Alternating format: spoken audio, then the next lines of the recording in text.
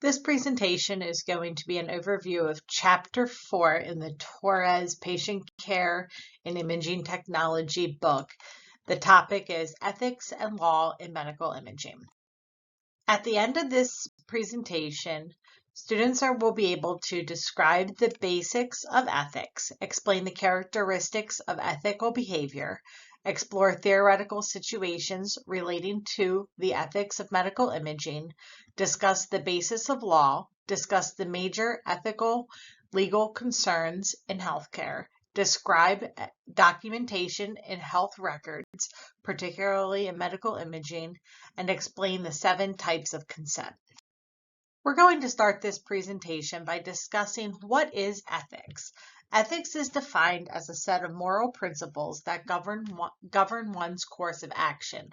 All individuals have a personal code of ethics, which include moral principles, which are a set of standards that establish what is right or wrong, and values that allow an individual to assign judgment of either good or bad to an action, and bioethics, which is a branch of ethics that addresses complex medical dilemmas such as end-of-life care, and research ethics, blending various disciplines with medicine. Ethics is a combination of attributes of honesty, integrity, fairness, caring, respect, fidelity, competence, and accountability.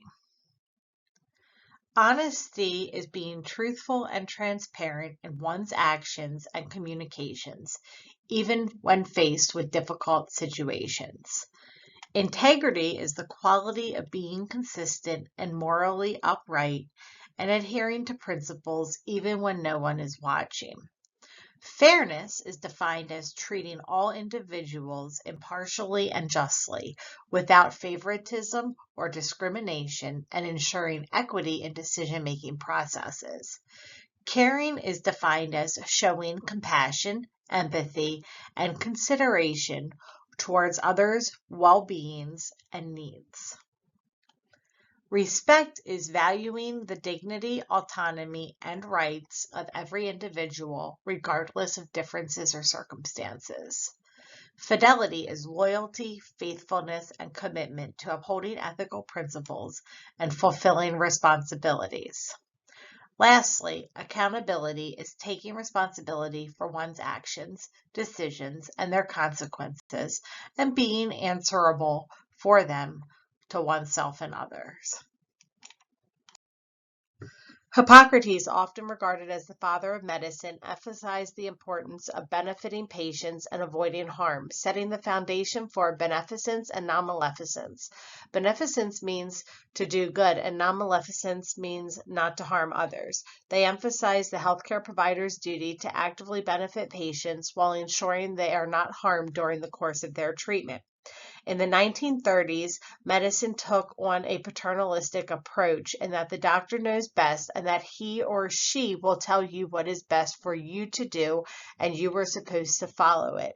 This often led to patients' rights being violated, which did not exist, and patients being experimented on without knowing about it. Patient Safety and Quality Improvement Act was enacted in 2005. The Institute of Healthcare Improvement and National Patient Safety Foundation combined their efforts to promote better patient safety in the healthcare fields. So patients' rights exist today, and our ethics state that we cannot do experiments on patients without their knowledge.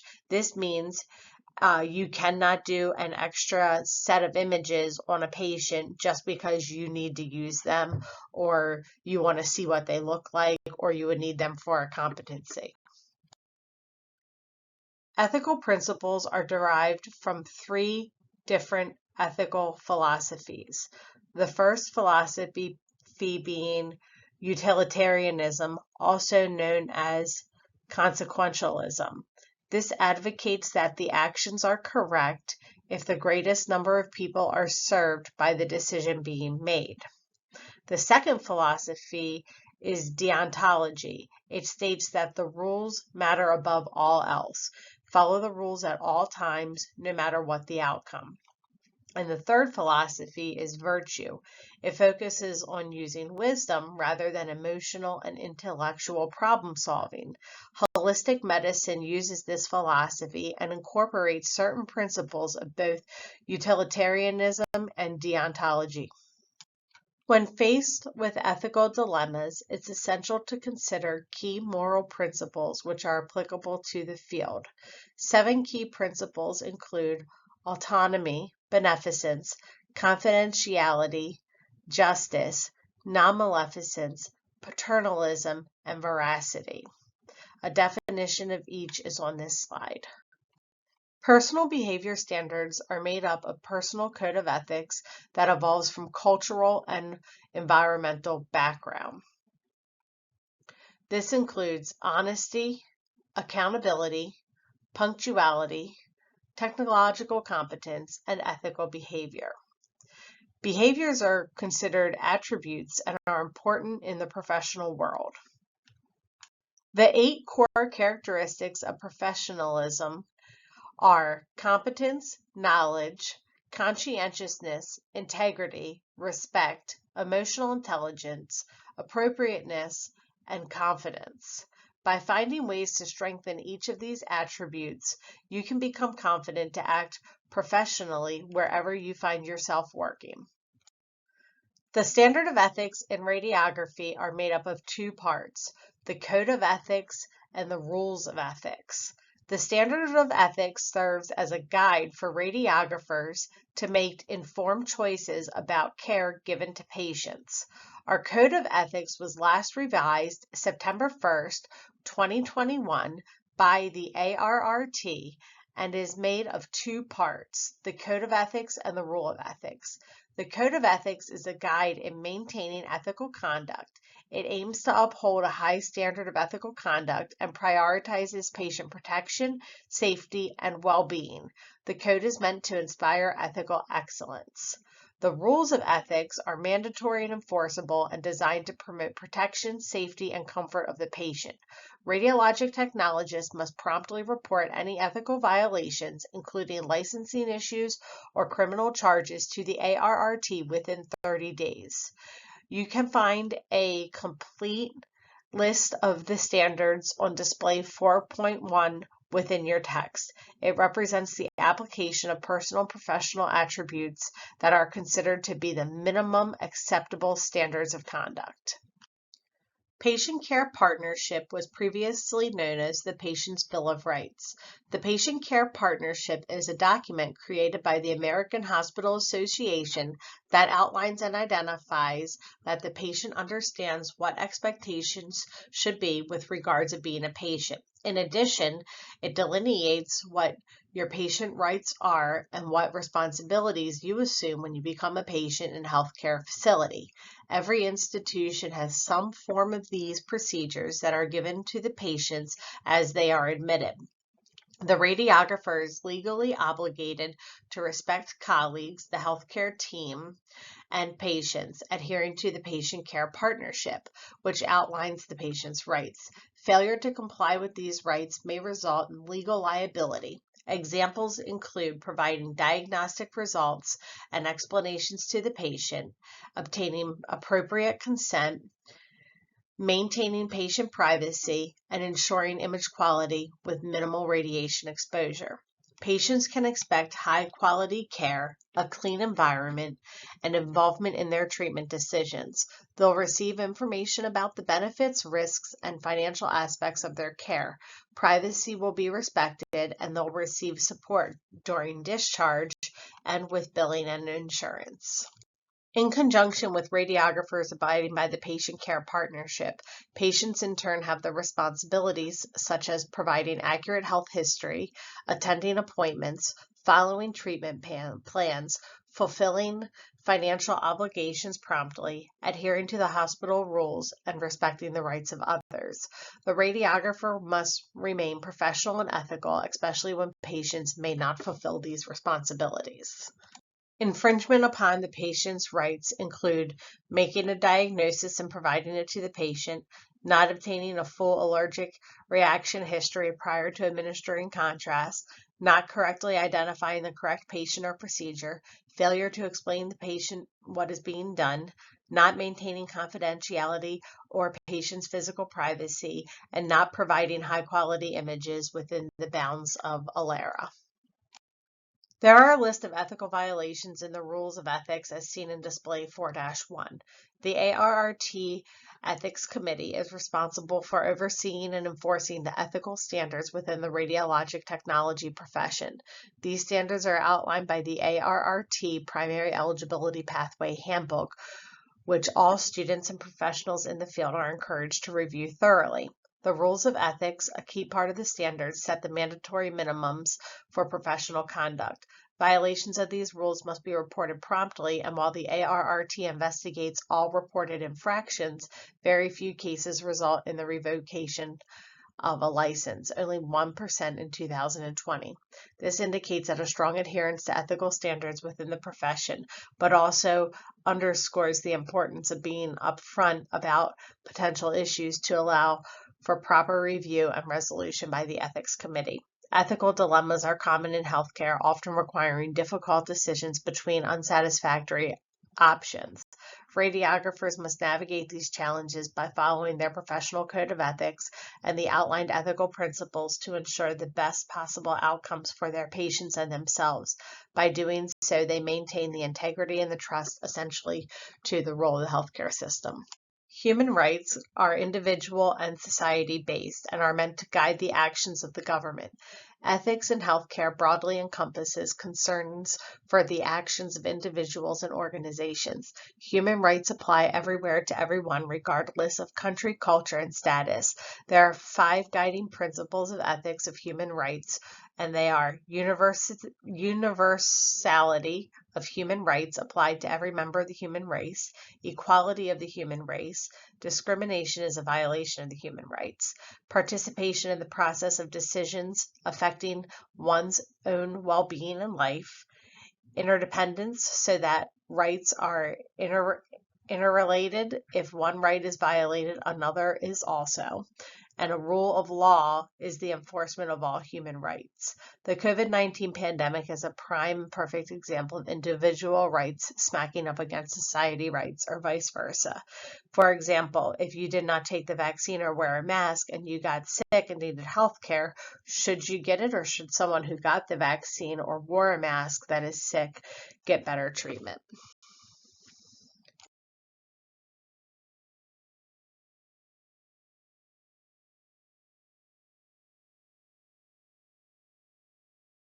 In general, ethical dilemmas include individual and societal rights and cultural and economical considerations, technology and scarce resources, access to quality health care, human experimentation and research, ethical conduct and research, ethics committee decisions, structural racism, social justice, and end-of-life decision-making.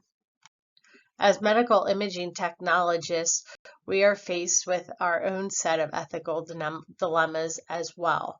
With the advancement of digital imaging, radiography has entered a new era of ethical dilemmas that were not an issue in the past. Prior to computerized image, the radiograph was produced and either diagnostically acceptable or it had to be repeated. Technology has now allowed the radiographer to manipulate a variety of different controls that may present unethical behavior on part of the technologist.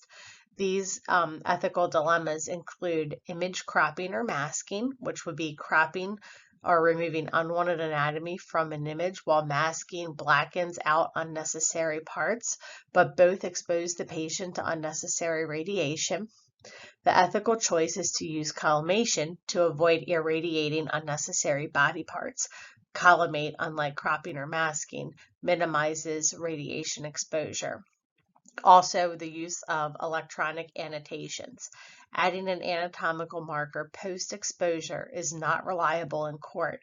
Only your lead markers placed at the time of the exposure are legally binding. Despite the convenience of post-exposure annotations, lead markers ensure accurate identification of the body part. The manipulation of digital data. Digital imaging allows manipulation of exposure indicators, algorithms, brightness, and contrast. This can make underexposure images appear acceptable, but poses an ethical dilemma. Should the image be repeated for accuracy, or is this added radiation unjustifiable? Lastly, ALERA. The ALERA principle advocates keeping radiation doses as low as reasonably achievable. Ethical practice requires understanding exposure factors to prevent overexposure. We've talked a lot about ethics up to this point. Now we're going to talk a little bit about law. So we do know that ethics involves like moral principles, while law encompasses rules prescribed by authorities. Types of law include statutory law, which is derived from legislative enactments, and common law, which results from judicial decisions. Classifications of law include criminal law, which protects society against certain acts and criminal behavior, and civil law, which involves violation of private legal rights, usually resulting in monetary compensation to an injured party. And tort law, which aims to protect against vengeance, determined fault, and compensate the injured party. We're going to discuss more about tort law in the upcoming slides, but radiographers are most legally liable under tort law, which involves personal injury or damage leading to civil action for reparation. Tort can be broken into two categories, intentional and unintentional. Intentional tort is a purposeful deed committed with the intention of producing the consequences of that specific deed. It's a wrongful civil act that is done on purpose. Examples of intentional tort include false imprisonment, which would be immobilizing a patient without his or her consent, defamation of character, which would be spreading false information about a patient, assault, which would be threatening to do harm without actually touching a person, and battery, which means you actually touch the patient without consent or against their will, even if you did not hurt them. Unintentional torts in radiography often stem from negligence resulting in patient harm. Examples include mislabeling radiographic images, omitting gonadal shielding for pregnant patients, improper positioning leading to misdiagnoses, administering the wrong medication, leaving patients unattended resulting in falls, and failing to provide proper protective attire for pediatric patients and their parents during procedures. Even when mistakes are unintentional, failure to confirm patient identity before procedures could be considered an intentional act of legal context. Radiographers are increasingly named in lawsuits, particularly in cases of patient falls. In the law, there are two legal doctrines that work in conjunction with torts. One would be respondeat superior, which is a legal doctrine that holds an employer responsible for the action of their employees performed within the course of their employment. It means let the master answer. And res ipsa loquitur, which means the things speak for itself. It infers negligence from the nature of an accident or an injury. It's a doctrine used in tort law where negligence is inferred from the very nature of an accident or injury. It suggests that the occurrence of an accident implies negligence on the part of the defendant, even without direct evidence of how the accident has occurred. Radiographers must reduce the risk of mistake by taking the time to identify the patient, identify the procedure being performed, determine the status of pregnancy if appropriate, selecting the appropriate technical factors for the procedure and the patient's body habitus, correctly collimating, and providing appropriate instructions. A timeout procedure must be conducted. It is similar what surgical cases use and should be conducted before an imaging procedure to verify the patient identity, procedure details, and role of the individuals involved. This helps reduce the risk of error during the specific procedure. Risk management training is a training that all healthcare staff should receive to identify and mitigate risks within the workplace. This includes knowing emergency procedures and how to report potential hazards. All radiographers must use effective documentation. Accurate documentation of patient care is essential. Electronic health records, also called EHRs, should be managed securely with strict protocols for logging off and closing patient charts to prevent unauthorized access. Patient image management is a part of the patient's medical records and is protected under HIPAA. Patients must authorize the transfer of their images to outside facilities, and proper protocols should be followed for image transmission. Consent forms and allergy history must always be obtained, and incident reports should be accurately documented and integrated into the patient's electronic health records. Failure to document patient care may have legal implications. Incident reporting is a must in any incidences in which an injury or errors in patient care occur, and they must be properly documented. These reports help identify root cause and prevent similar incidences from occurring in the future. The last thing that we are going to discuss in this presentation is patient consent. There are 3 different types of patient consent: simple consent, informed consent, and inadequate consent, which is also called ignorant consent. Simple consent is a matter of obtaining a patient's permission to perform a procedure without knowledge of that procedure. Simple consent can be divided into 2 other categories: express and implied. Implied consent is a form of consent that is inferred by the patient's actions, or in the case of an unconscious patient, would be given if the patient were able to do so. Implied may be known as implicit, deemed, or indirect consent. Express consent is clearly stated, although it does not have to be written. This may prove to be problematic if the patient denies that consent was given. Another type of express consent occurs when the patient does not stop the person from doing the study. An example would be a radiographer telling the patient that a chest x-ray is going to be taken, and the patient does not stop the radiographer from doing it. Express consent is known as explicit consent. Informed consent is obtained after the patient has a clear understanding of what is being consented to, including the implications and future consequences of the procedure. Informed consent is always in writing and is only legal if the patient is coherent, understands the language in which the consent was given, and is of legal age to make a decision. Inadequate consent occurs when the patient hasn't been sufficiently informed to make a responsible decision. Inadequate consent can lead to charges of negligence, especially if the patient suffers from harm due to lack of proper information. Consent is not legal if the patient is not informed of all aspects of the procedure being performed. These include potential risks, benefits, and suggested alternatives. The patient must also be informed of the consequences if the suggested procedure is not completed.